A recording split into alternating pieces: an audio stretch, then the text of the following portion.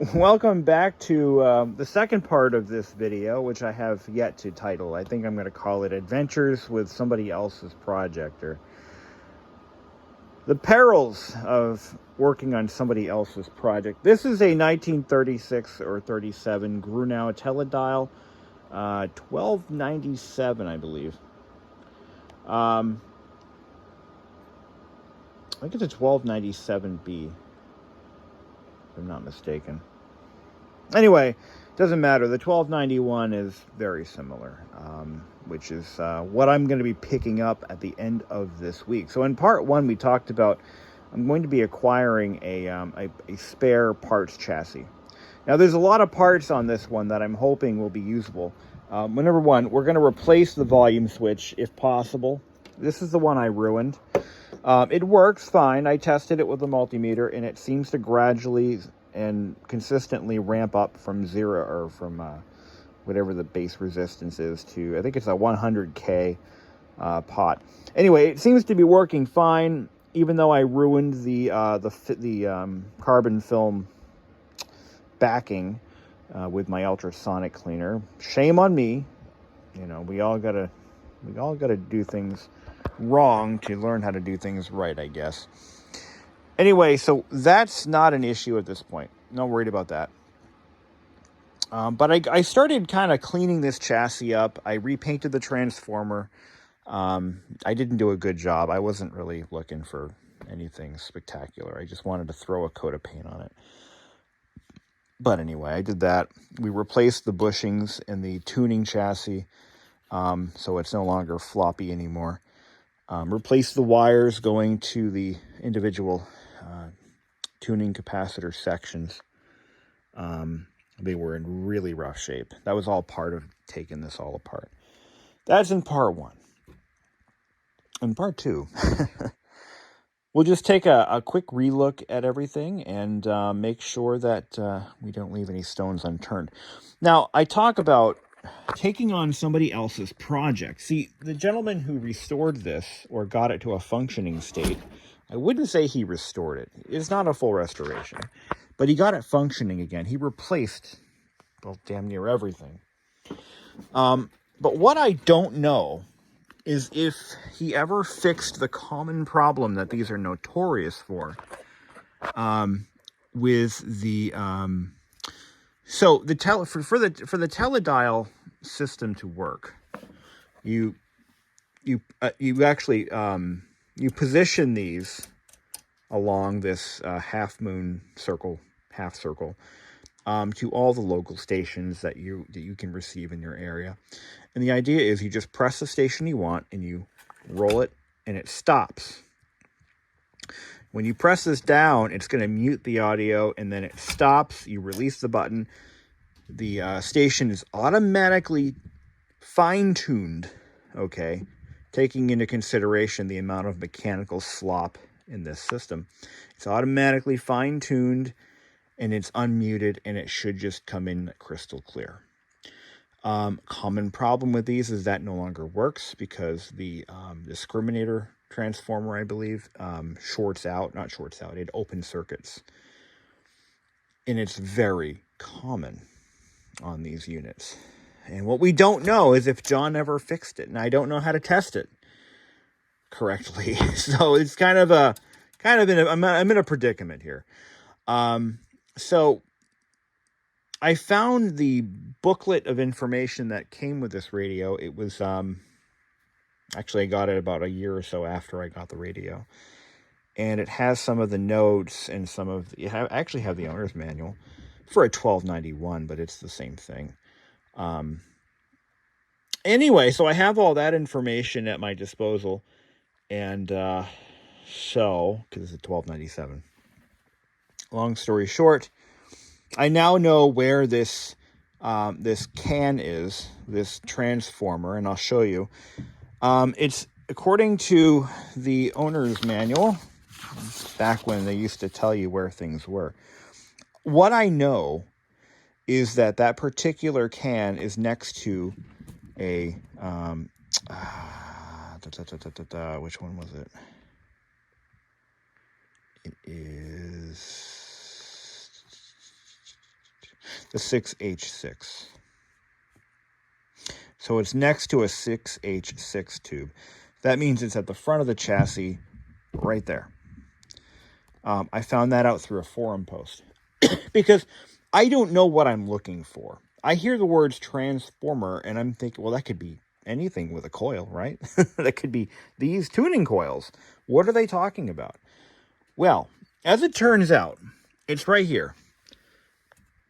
And I took a good look at it and I noticed it definitely was taken apart. And you can see all of these nice shiny new wires coming out of it. That doesn't necessarily mean it's fixed. But what it does mean is that John had taken it apart and he had done something to it. Whether he repaired it, replaced it, modified it, we don't know. But what we do know, and this makes me feel better, is that he probably would have done the best that he could do to make it happy. Whatever that is. I don't know how to test it for an open circuit. I don't know which wires to check, if anybody knows. Obviously, this is not a standard color scheme. He probably used what he had. I don't know. Now, that's one of the perils of taking on a project that somebody else has worked on. The only way we can contact John is through a Ouija board. And I'm sure he'd love to talk to me, catch up, and talk about the way things are in the world. And because he was a very highly opinionated man. He was always a good gentleman to talk to. I kind of miss him in a big way. But he would know, oh yeah, I did that, I did this, I did this. But and maybe some of you radio guys can tell me this. We've got what looks like tuning slugs loosely taped. Let me show you one. We got this one here. This one's just sort of chilling inside this tuning coil. Look at this. Just a homemade slug.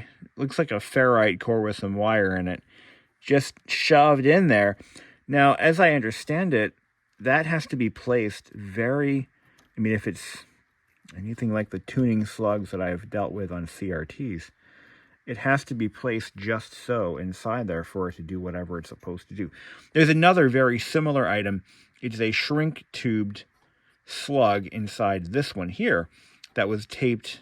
I took it out. I didn't know what it was. I took the tape off. I pull it out, and I'm like, oh, my God. That means whatever he did to set it up, I screwed it up. And that's attached with this black wire over to here for some reason. We don't know. We don't know what it's for. We don't know why it was done that way. Again, these are all questions that I would love to ask. I don't know if the set was ever properly aligned. I do know it works. I mean, it does receive good AM reception. The shortwave, I haven't really had any luck with, but AM works really well. But then again, the last time I tested it since then, we found like a dozen loose connections. Well, two, maybe. 2 connections were completely undone. They just fell out, so I fixed them. But anyway, so we're going to be going out. We're going to go on a little road trip to Connecticut, where I'm going to be picking up a complete Grunow 1291 Teledial. I am hoping that it has what I need. It looks like a complete set. At a minimum, I'll have the remaining screws that belong on this escutcheon that mounts to the face of the radio. So we'll have all of those screws finally, because I've only got 3 of them and there's 6. And they're impossible to find. Yeah. You know what? The $40 plus the gas I burned to get that console, just the screws alone, it's worth it to me. Totally worth it to me. Just for the screws alone. So if I get a good volume control, maybe I'll get the bottom plate cover for the chassis. That'd be kind of nice, because otherwise I've got to make one. We'll get that. And yeah, so we'll get this thing up and running, hopefully. And,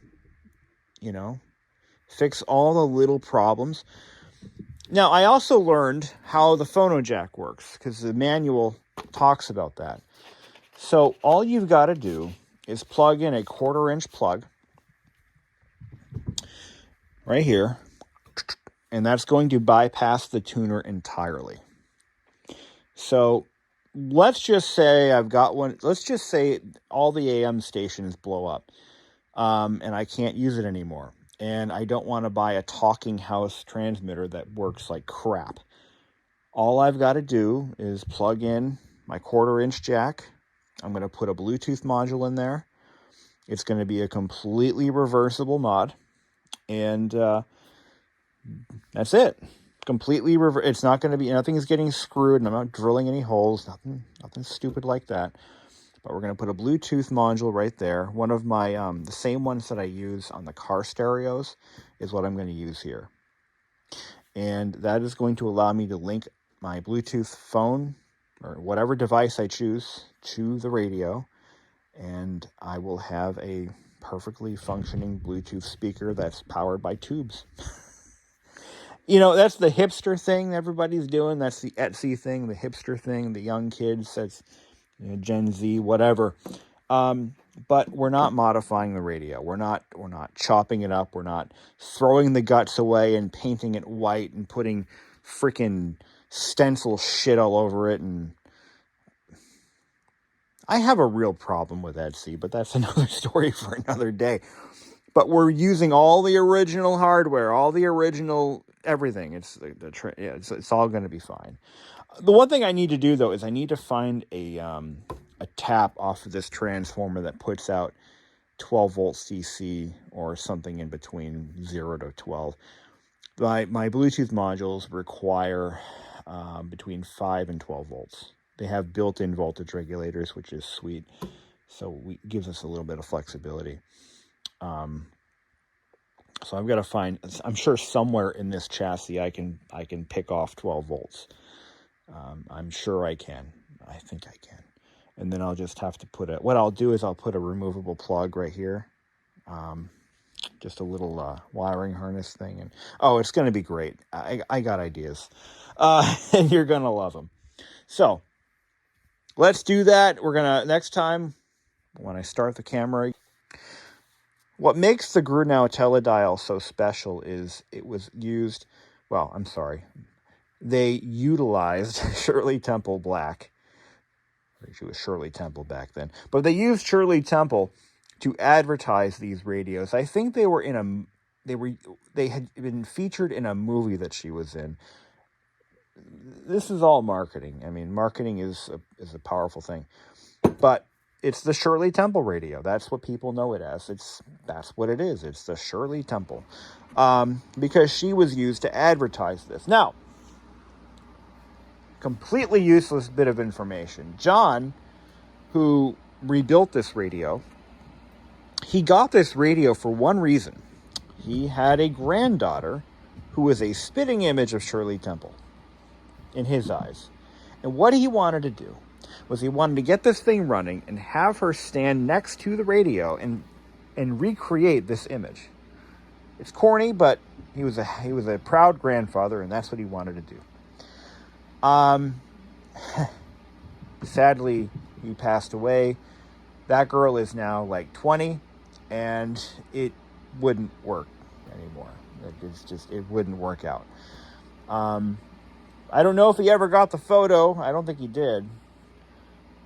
But I guess she looked like Shirley Temple, and he thought that it would be fun to recreate this ad, and that's why he was so proud of it. And well, it's a shame what happened, but it is what it is.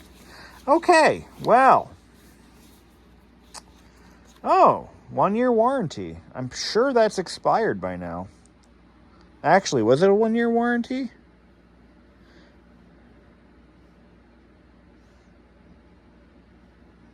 $90 days. 90-day warranty. Huh. Well, it's something, right? 90-day warranty. Well, back then, I mean, people didn't live as long. 90 days was a lot longer. 90 days was like a year. Wow. Anyway. Okay. Well, we're on our way. well on our way. Actually, I've been on the road for like 2 hours. To get that Grunow. So what I'm getting is, I believe, a 1291, which should give me quite a few parts, a complete chassis to pick from. One thing that I'm really curious of is, does it still have the bottom plate under the chassis, which seems to be one of the first things that's lost throughout the life of the radio.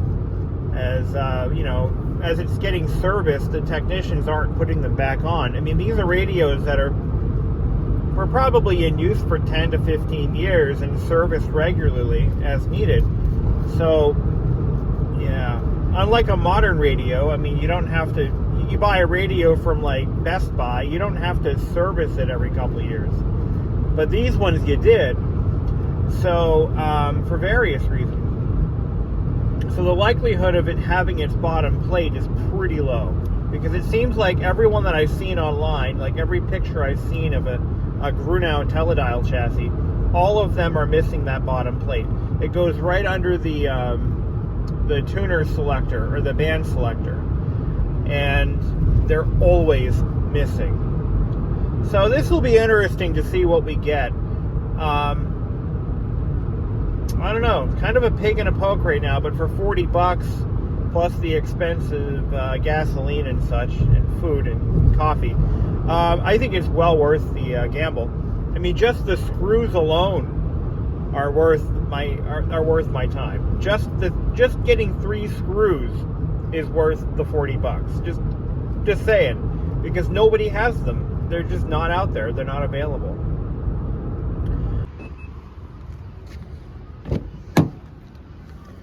Well, and here we are. So I've decided to pull off at a fine eating establishment on my way home to kind of do a quick little video here. So as you can see, I got the unit. It's in my car, and it checks off all boxes. It's got everything I need. Underneath here is the band switch selector mounting plate. It is intact, missing the screws, but I'll take it. It's got a full set of escutcheon screws on the face, a full set of knobs, not that I need them, but I've got them. And it's got all the tubes here, everything. Missing one. It's a 6F6, or is it a 6L6? 6F6. This is a 1291, so that's it's the same chassis, but with a few minor differences, and I'll talk about those when we get underway. It's got a good speaker in it. It's a different speaker than what's in my 1297. So that won't be of any use to me. I might actually put that up for sale. I'm going to destroy this console, or this cabinet. I'm going to look it over for any bits and pieces I might be able to salvage, but for the most part, this cabinet is going away. Maybe I'll salvage some veneer off of it before I make that ultimate sacrifice. But it's not in great shape. It needs a full restoration, so it's of little value to me. I love how this car looks at night. That paint just pops.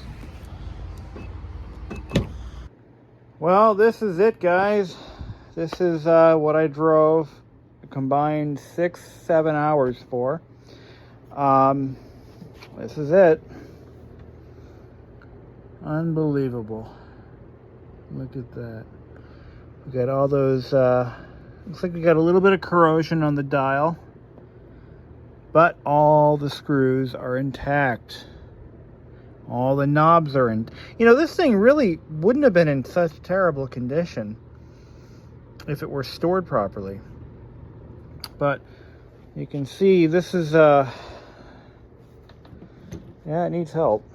But we're not restoring it. Now let's take a good look at the 1936 1297, I think it is. We'll see how it compares. You see the face of this radio is completely vertical and flat, and but it has a lot of the same styling cues. let's look in the back. Yeah, we're missing a 6F6 tube here. But we have a lot of potentially good tubes as spares. You see the dial has 2 lights in it. I'm not plugging this thing in, but I'm tempted to. But I know it's not, I know it's not a good idea. Bushings aren't completely wasted. I mean, they're wasted, but they're not crushed down like they were on mine. You can see that it has that cover in the bottom here, which is a big deal. That alone, that bracket alone is worth what I just went through to get it. Let's look at the 12. So just to confirm numbers, okay, this is a hold on. This is a 1291, okay, and the one I have upstairs is a 1297. Let's take a look at that one and see how it kind of compares. So again, very vertical appearance, same basic size, only this one has a door in the front to hide the dial face. So this is a very Art Deco looking piece of furniture. I mean, this pretty much, it defines Art Deco. Very simplistic, very vertical form, rounded, very much in the Art Deco period. On another note, the grill cloth that's on the 1291 is something that we need to match. So I'm going to change out the grill cloth in this one, but I've got to find something that closer resembles what's on the other radio. An added benefit of having this this cabinet down here is I can just easily slide my chassis into it for testing purposes before I drag it upstairs. It was either that or I take the speaker out of the 1297. But I want to, it's got the same faceplate, doesn't it? It does. All right, I think at this point it's time that we just kind of tear this thing apart because I'm really anxious to do that. I'm going to take the chassis out, we'll put it up here, and we're going to take a look at what it's got for goodies that I can snag. All right, well, we've we've pulled it apart. So first things that I noticed is the dial string is, well, it's not broken, but it's definitely off the tuning wheel. So this is an original faceplate. It's clear to me that John must have had this one replaced. It looks like this is maybe a repop because it's in too good condition to be original. That's why this doesn't work, because it's all fucked. This one has original Radiotron tubes. Look at these little things. I bet you these are original. This is a 6H6. And look at the size of it compared to what's in here, which is... So when these were new, as I understand it, they had all metal tubes. So I might swap out some of these metal tubes back in. All of these are RCA Radiotrons. So I don't know what brand was original to the Grunow, but I suspect it's the Radiotrons. Now this, we'll take this apart. This is what I wanted out of it. As you can see, it should be the same one. It appears to be. Yeah, it appears to be the same part. No, it's not the same part. It's a little different. Just a little bit different, but it should be compatible. The switch is removed from the rear on this one here in my hand. No, it's a completely different part, but I'm hoping it's the same. You know, this one works. We'll probably just stick with what we've got, but I don't know. Okay, look at this thing. Never recapped. Oh, wait. There's some replacements. This looks like a replacement. Dual Dandy. Look at this.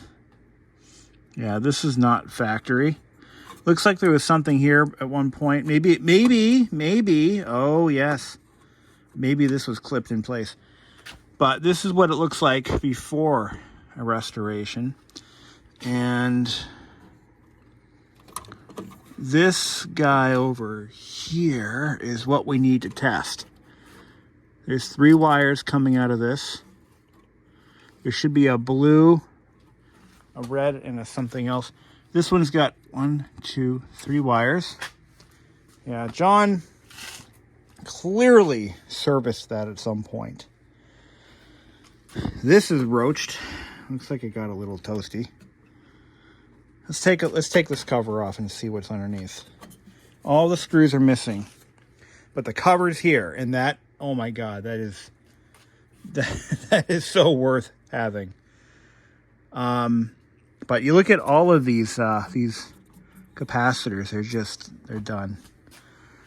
This is a good reference for me, so I can see what it looked like before it was completely overhauled. And like I said, they both work off the same schematic, as I understand.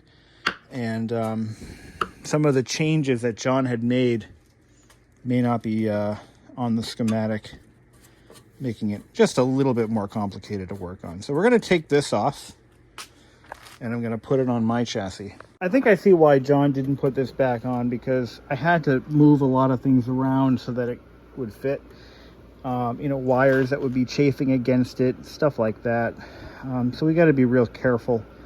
Now this is just for the antenna here. There's no voltage going through it, but just, yeah, got to be careful. And also he was doing some adjustments, I believe, at the time. But this part is now back. You can't buy these. You can't find these. I put the switch back in. Now what we're going to do is we're going to power this sucker up and see what happens. I'm nervous because I just am. I'm naturally nervous because we just played with a lot of stuff here, and just nervous. That's all. Totally normal. All right, here we go.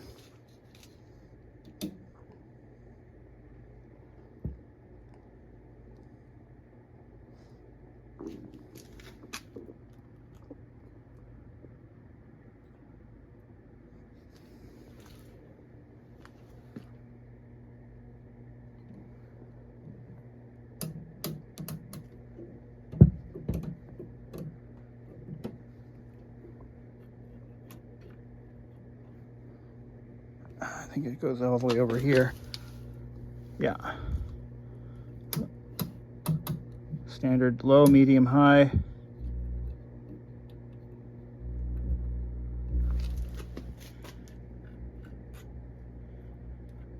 Not getting anything.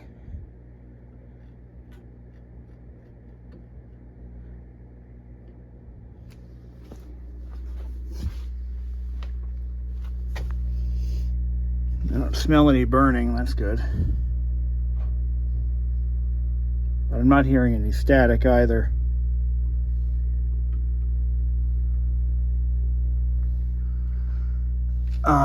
We put all the tubes back, right? Yeah, I think so. You have something going in through the amp.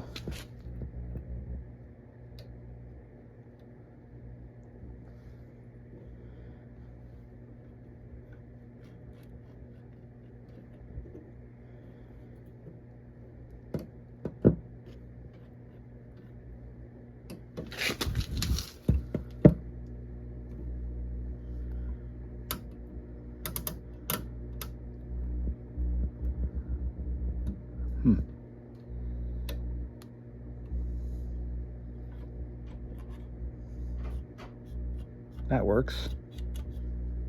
The muting works.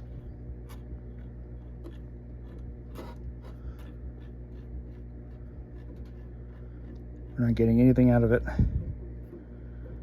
F would be foreign. That's police. That's broadcast. Yeah, I think we killed it. Not really shocking. Volume switch is working.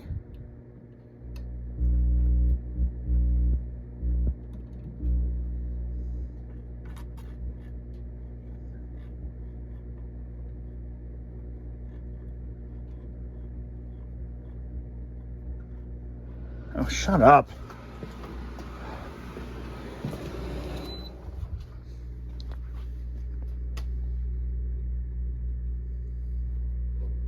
This is what I'm using for an antenna, just, you know, just something.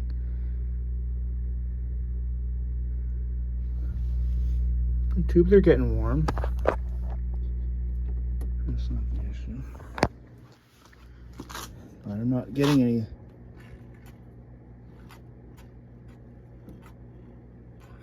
Not getting a damn thing out of it.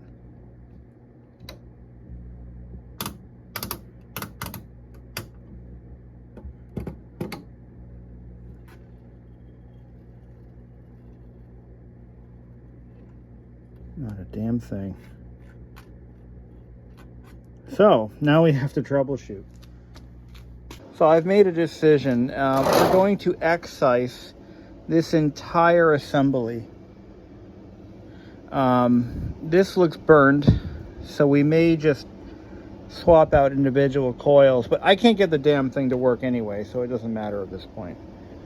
But yeah, we're gonna take this entire assembly out and we're gonna try to graft it into that chassis. This one, let's see how it feels. I really didn't test that theory. Let's see how it feels. Hurts, don't it? Get it? Childhood thing. All right, 1, 2, 3. No wishy-washy, no guessy-gamey. It just has a nice, solid feel to it. So, yeah, don't break those. So we're going to take this entire assembly out. I'm going to try to do a 1-for-1. Oh boy, this is going to suck. Get lots of pictures, lots of pretty pictures. I'm going to take this coil too. We're going to just rip it out. Rip its heart out. Let's just do it. This is going to be fun. And while we're here, I want to point out something. This is why we don't plug things in that are 85 years old or more, or younger, as soon as we drag them home. Let's take a look at this. Here's the power lead coming in from the outside. Look at this. You see this? Look at this insulation, right? That's just part of it. Look at the wiring going into the tuner capacitor. Look at this. I go to cut this wire, and look at this. It just turns to dust. This is why you don't go out and buy an antique radio and plug it in. Okay? You just don't do that. This is why. So I took some pretty detailed photos of where things go. I've got to compare it, though, side by side to my chassis, because that's where the differences may lie. I don't have any of the proper testing equipment, and I think it's pretty well known that I'm a dumb fuck and I don't know what the fuck I'm doing. But my loyal viewers know this and have come to terms with this. So, what did we change? What did we actually do? Let's think about that for a second. What did we do to make this not work? Really nothing. I mean, we repaired this switch. The switch is now seemingly functional again. So we fixed that. Not this one. Yeah, this one. We also did some work to the volume control. The volume control is working fine. That's not even an issue. And I was actually kind of worried that it wouldn't be working. Well, I need to get some more photos. Well, we have removed the donor tuner selector thingy, and I'm getting ready to remove the tuner from this guy. I've taken tons of photos of the part as it came out, compared it to this one, and if I can keep those photos straight, I can put it back together and it just might work. Problem is, all the wiring is crumbling, and oh my god. We got a cap that needs to be replaced here. I'll just snag it off of this one. Oh god.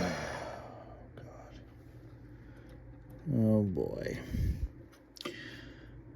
Oh god, this is just nuts. This is nuts. Look at all these old caps. Look at all of these old caps. My god. HY. Con Mass. What is that? Something Young. Something Hathaway Young. Himalaya Young. These are made in Bedford, Mass. New Bedford, Mass. Actually, I think I drove through this town as I was picking this unit up. Yes, the East Coast used to be rife with technology manufacturers. That's what we were known for up here for a while. After the cotton mills went away, that's what New Hampshire and Massachusetts and Connecticut were all about. Not anymore. Somehow things have changed. So I'm going to have to take this one apart, taking, again, really good notes, really good photos. And this coil is burned. It's burned. So that has to be replaced. Like, blackened, burned.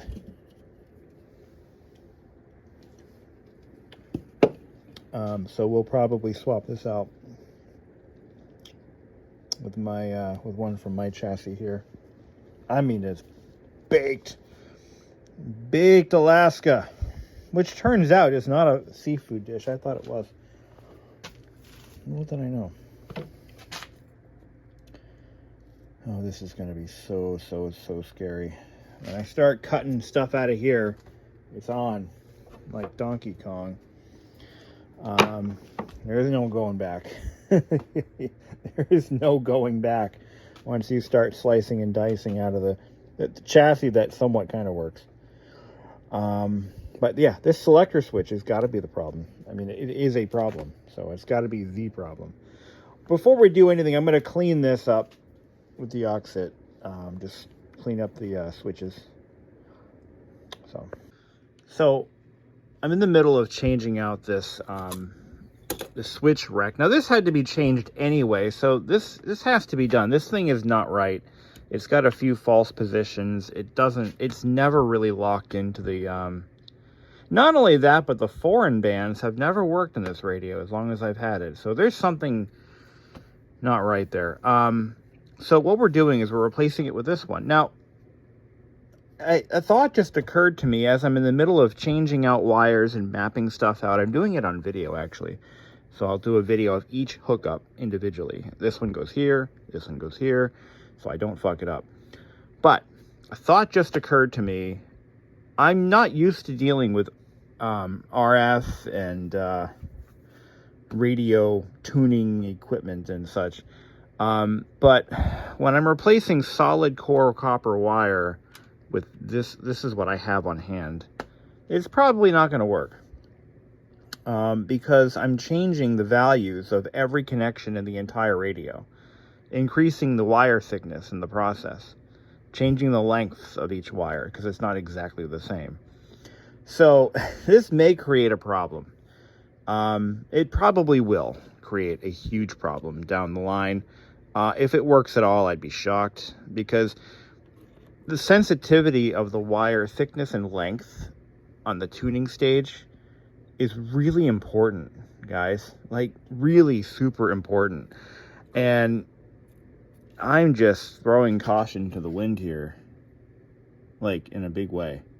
But look at these wires. My God, they're junk. They're gone. So anyway, if this doesn't work, I'm gonna have to buy like a multi-pack of solid core multicolored wire, and I'll just have to replace all these connections, which is fine. You win stupid games, play stupid prizes, or whatever the saying goes. Play stupid games. Well, we're all learning, right? Well, I know I am.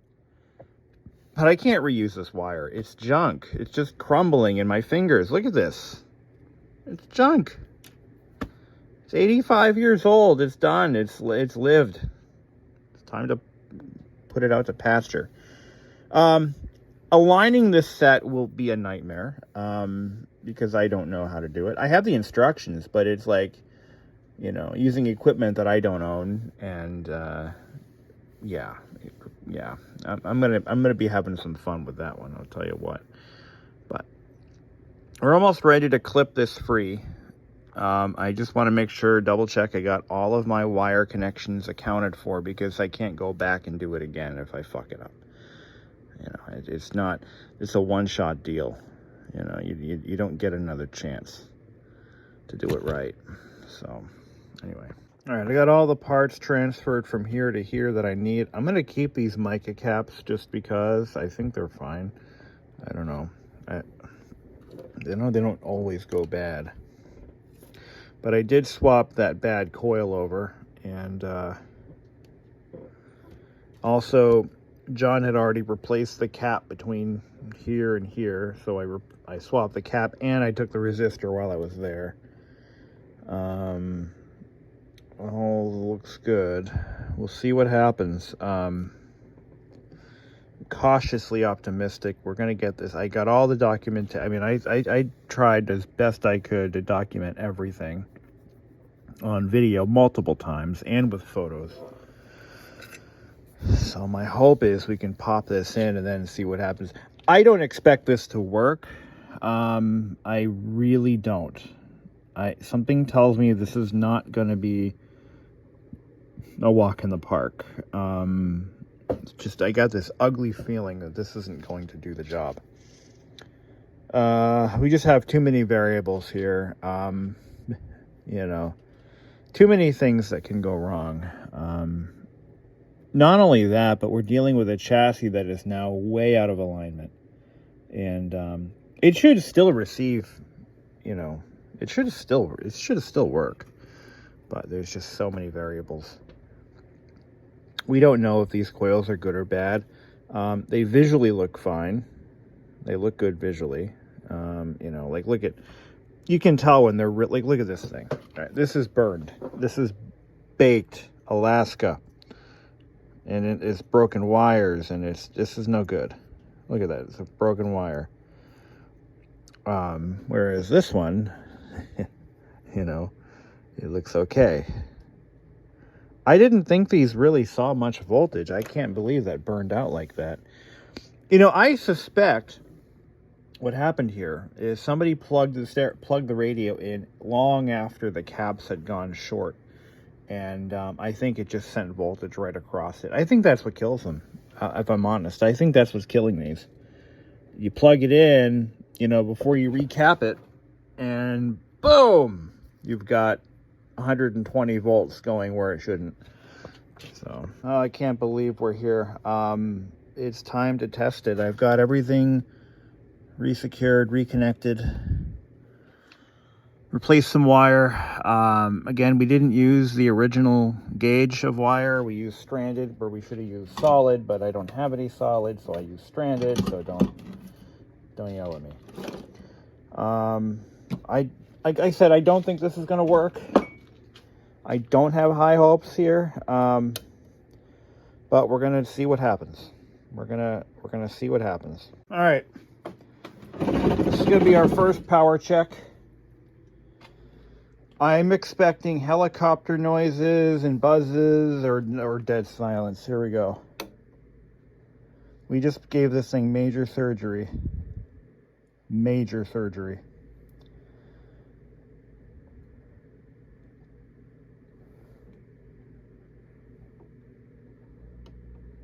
Okay. Selector switch seems to work.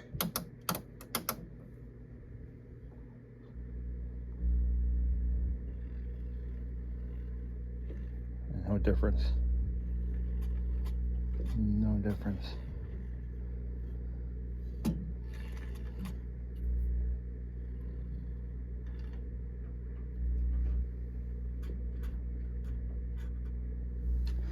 hook up an antenna. Let it warm up for a bit. Hook up an antenna. But like I said, I think there's other issues at play. We have a buzz, said something, right? Volume control works.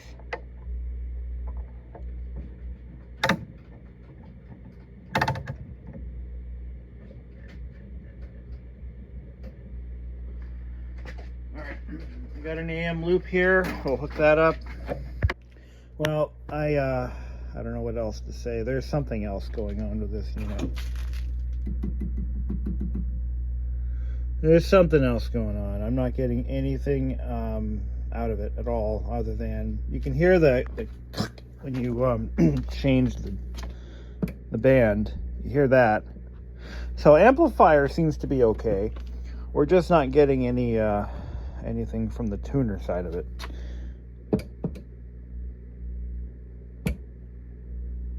At all. Like, at all.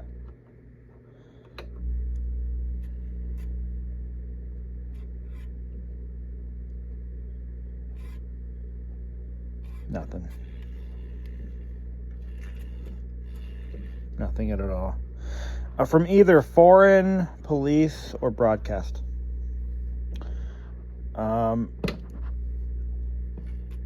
Wait.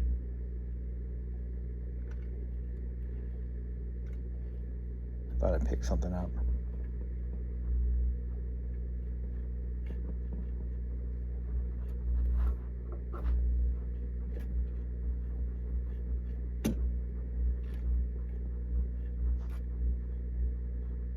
Here's something.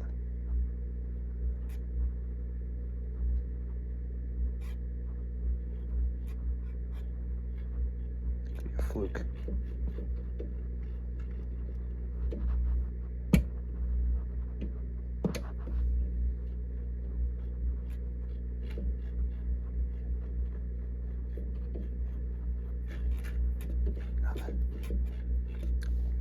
Well, the good news is we didn't make it worse. The bad news is we didn't make it any better. Yeah, so that's where we're at. Well, not really surprised at what happened. I took another look at it. I found a few mistakes. I found one wire that I actually missed, and it was tucked way down in there. This red wire right here. Also, this capacitor came unhooked. And this white wire was in the wrong spot. So hopefully we didn't blow anything up. Let's give it another try. And once I get it working, if I get it working, that's a big if right now, I'm going to neaten this up a little bit so that cover will fit nicely. And then I'm going to try to find the alignment instructions and see what I can do about getting it to do something correctly. No, that'll be a dream. Hot test take 2.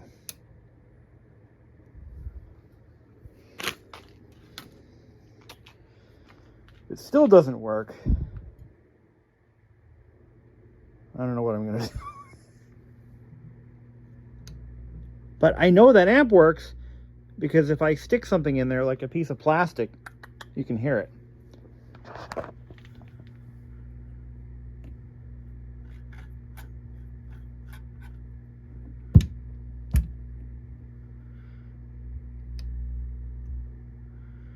Give it a sec to heat up because it's tubes.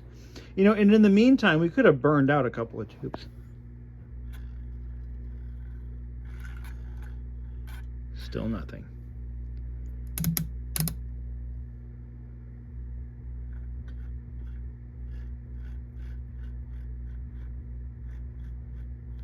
I should be getting something out of this.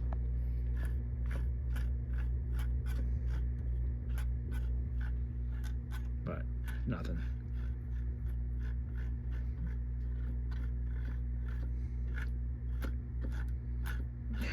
Nothing. Not a thing. Every time we think we got it. Of course, I don't know enough. I'm gonna have to call it. I don't know enough to continue. I can test tubes. I have a tube tester. Don't know how well it works, but I got one. And I know that amp is working because you can hear that it rings in the speaker. Not sure if it's supposed to do that, but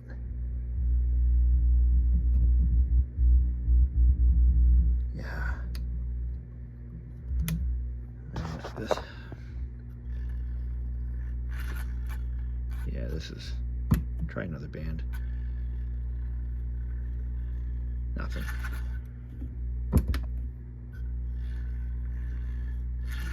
Nothing. Nothing. But listen to that.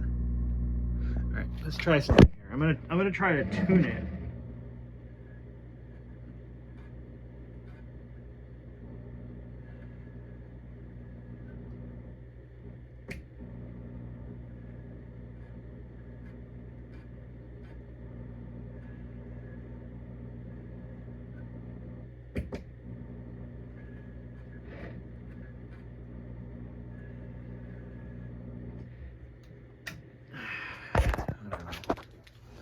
Well, the curiosity and all that. Figured I'd show off my shiny new tube tester. This was actually given to me, and not really sure how good it is. I haven't taken it apart. I'm sure it's full of rotted caps, but it does kind of work. I mean, it sort of works, right? I think it does. I tested a tube with it a little while ago, and it did actually test it, and it passed. So we've got our power on. Line adjust. I think that's 120. Let's see. Where's the test button?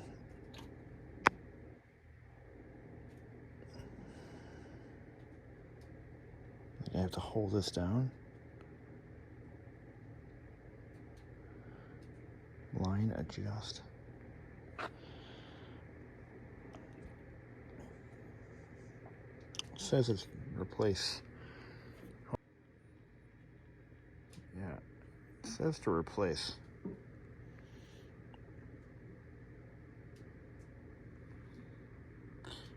Leak. And so you select your transistor with this chart here, and then select the appropriate commands. Merit should be 3.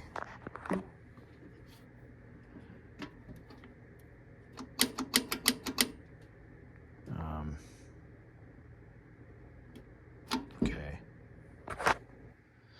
I think these are your filament. Oh wait, I didn't set these. Leak and merit.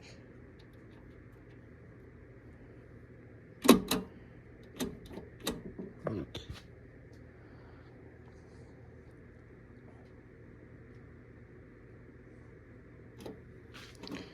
Five, 8, 7. I don't even know how to use this. What am I doing? All right, so I'm doing a leak test. So on this, it's 5, 8, C. So let's reset this. So hit 5.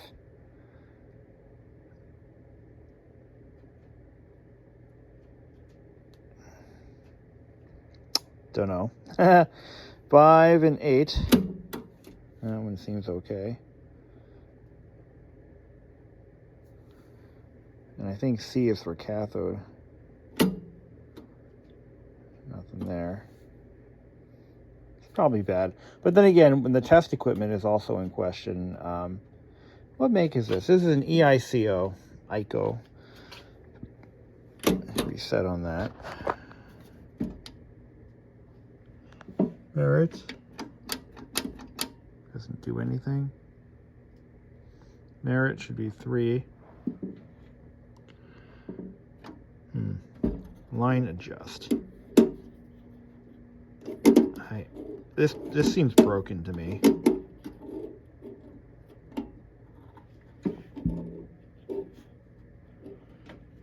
I think you're supposed to center this. So there's something going on with this tester. That's, I think, your line voltage. And there's something broken inside there. So this tester is probably junk. No question about that. Is my tube lit up or what? Oh, I see some filament glow in there. Kind of, it's not even warm. Oh boy. Oh, no, wait, you hold down line, and oh, I see. And then I think you're supposed to, no? All right. Yeah, I'm gonna throw this thing out. I don't think it works. It's just wasting my time. Since we're all curious, what does this thing look like inside? Actually, only, oh wow. Ah, that cap's no good. Let's see, what are those resistors? That one's, they're all connected. What do we got? A couple of resistors. Here's that voltage regulator that I was talking about, and it looks kind of rough. See, a lot of these, yeah, those are all resistors. So really no caps, just resistors. Maybe it's not so unsalvageable after all. Maybe we can use this. Got all these switches. Let's take some of our little deoxit. Maybe this thing is okay. There's our paper roll. Don't want to get that. Don't want to get those wet.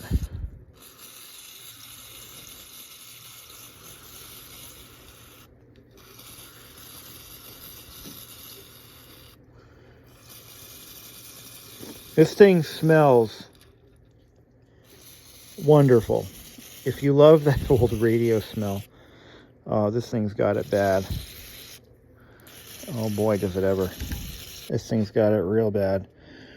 It's that unmistakable smell that we all know and love. This has got it so strong. Ah. All right, so this cap is no good. 10 microfarad, 25 volt. I wonder if I have one to replace that with. I'll have to look at my collection. It just so happens I actually do have a capacitor that'll fit that. So let's see. It's not a radio capacitor, but that's okay. Negative to positive. Just put that in there. Oh yeah, and that sound we were hearing, it's because this is rubbing against this right there. That should solve that problem right there. Okay, there's off, there's, yeah. All right. Okay, I don't see any other caps. Thank God. I figured this thing would be full of them. See a lot of resistors, but yeah, no caps. No cap, yo. Oh, wait, no. Oh, what's this? What's this? Looks like a bad cap to me. 10 microfarad, 150 WV. Planet. Well, we know that's no good. You little sneaky devil, you. Almost didn't see you there. 150 volt. Watt, WV, is it watt volts? See the copper, the cardboard is rotating around the cap. 10 micro, 150. All right, I'll have to go buy one of those. I got a 6K7. I got a 6K6 or a 6J7. The hell? I'm sure there's a chart here somewhere. This is what came with the tool. Tube substitution handbook. So I bet I could use this book to determine what would be a good substitute for a 6K. I'll have to look that over. Here's the catalog, the 1963 ICO catalog. So that tells us pretty much, oh wow, tells us pretty much how old this thing is. With hand notes, 12 tube. Beautiful to listen to. Wow, they sold amplifiers and everything. It's pretty cool. That's what came with it. Find another tube I can test here. Let's just pick one at random. What do we got here? I've got a 6C5.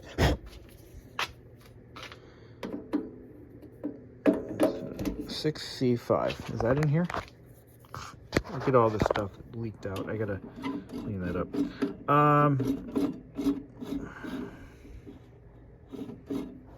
Let's see. So 6X, 6V.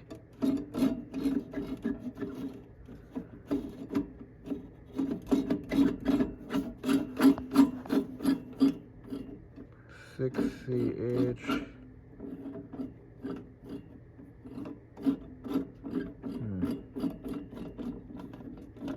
No.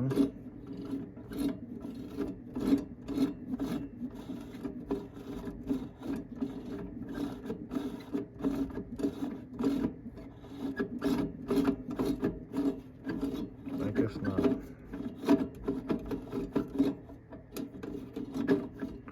I guess not. Found it. Oh, so it starts off low and then it goes to the low, high, and then all the way up. Yeah, okay. Got it. Let's just clean this thing. It's royally gross.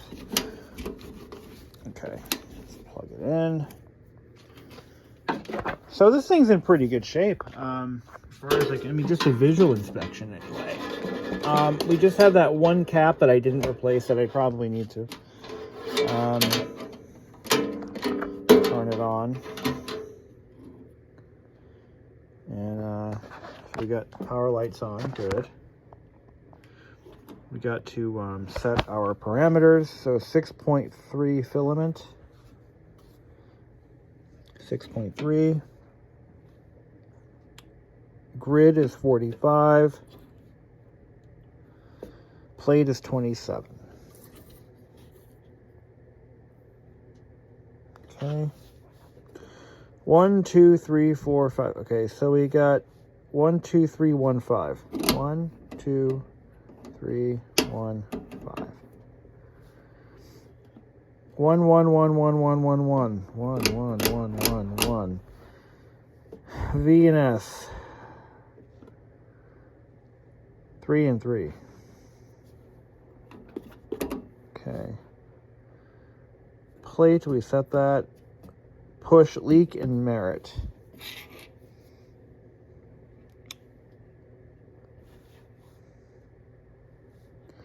Um, 5, 8.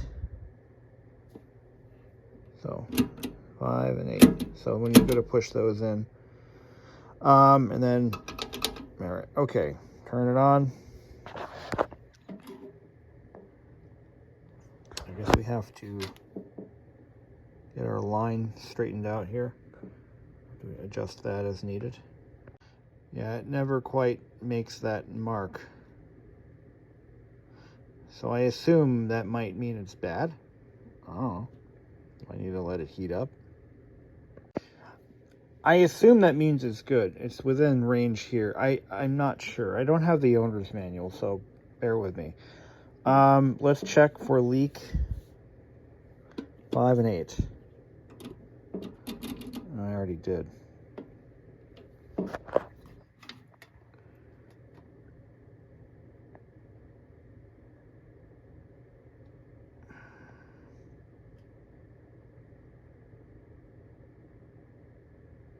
Okay. All right. Merit 3. Oh, that must mean what that... Okay, I get it. So merit means it's at least 3, so it should be fine. Okay, I think that's what that means. No, maybe not. Now that's happening.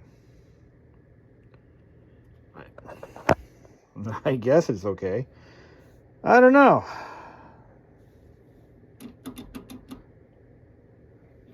How about HK leak? Reset. Nothing there. All right. You got me. You got me. I don't know. Is it good? Is it bad? Maybe it's Maybelline. So my theory is, I mean, I clearly caused this myself, right? I'll own it, okay? The question is how? And what am I going to do to fix it? If I fix it. One theory is by changing out the wires going from the tuning capacitors to the switch rack, I didn't use the exact same wire that they had originally, which could have altered the values. Again, I'm new to this stuff, really new to this. So is that a rookie mistake I made? Is that what I did? Secondly, by the way, I did put most of the tubes back into it that came out of it. Secondly, if that's not the case, really what else could have done it? It's almost like it's like a ground somewhere. There's like a short. I don't know.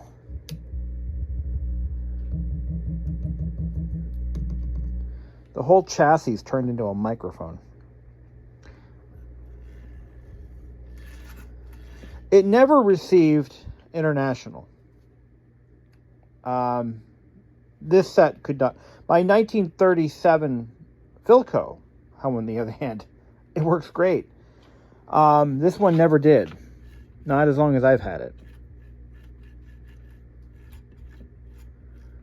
When it was working, it was extremely temperamental, and it was mostly because of those switches. They were bad. That's where I'm at. I mean, obviously I did something, but what did I do in particular to do this? The action, by the way, on this switch is nice, crisp, and to the point. I don't know. I don't know, guys. Any ideas? Any radio folk out there that might have some insight on what I did wrong? How did I screw this? What do I do now? Does anybody want to take this on for a fee? I mean, I need it to work. I mean, it's like a grounding issue.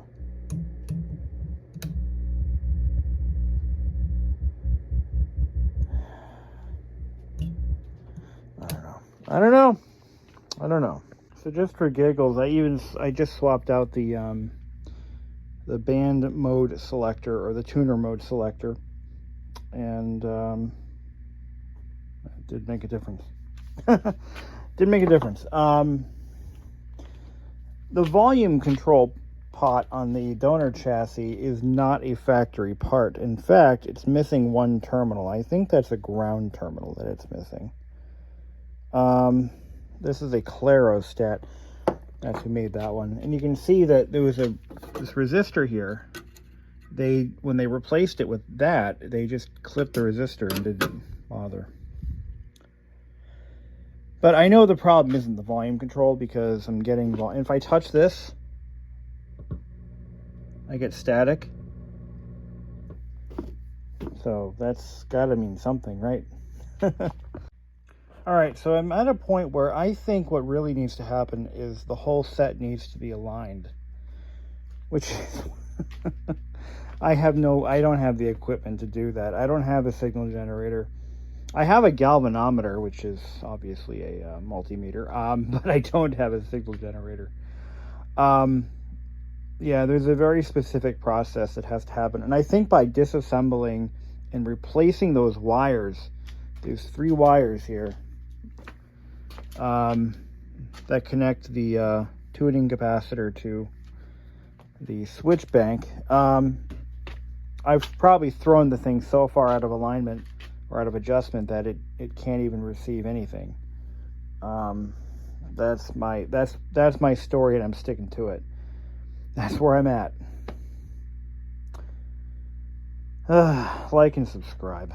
So I pulled the that coil out of this chassis. This is the one that goes bad, and here it is. It goes on the other side. So I took it out of its box, and I just kind of gave it a visual inspection, and I tested every leg of this thing, and it is not blown. This is one of the coils that commonly goes bad. I have resistance on all the terminals. I don't know what the factory numbers are supposed to be, but they're not open circuited is my point. That's a really good sign, actually. But this is from the donor chassis. I don't know what the status is of this one. I know that John had it apart because he rewired it, and I don't know the status of it, but I think it's a good one. But I'm going to hang on to this. Still don't know what I'm going to do. I'm not getting a signal out of this tuner. It definitely needs to be realigned. I'm 99% sure of that. And I think it was because I tampered with these, I threw the whole thing off. God, I wish I knew somebody into the...